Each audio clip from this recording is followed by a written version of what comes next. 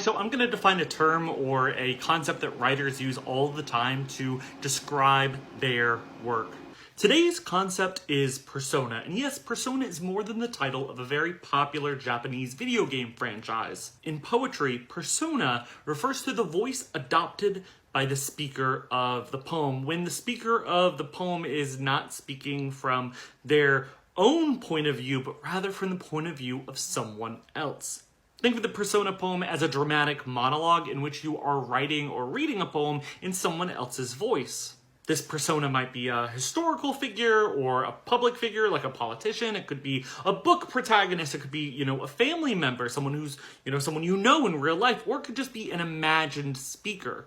Persona poems are meant to be subjective. They tell a narrative from a certain point of view.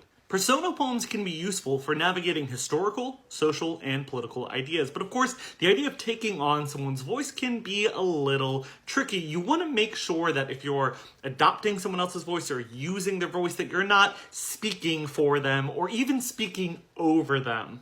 Trust me, I've seen this done very poorly before. One thing that's cool about persona poems, though, is that you could even write from the point of view of something that's totally not a person. You could write from the point of view of a bear in the woods, or a tree in the woods, or a rock in the ocean. You could really write a persona poem from the point of view of a donut as you eat it, which would be a terrifying poem, but maybe an interesting one. But most of all, persona poems allow us to tap into experiences beyond our own. I really suggest that you read them and that you try writing them because they can help us flex and stretch our voices a little bit.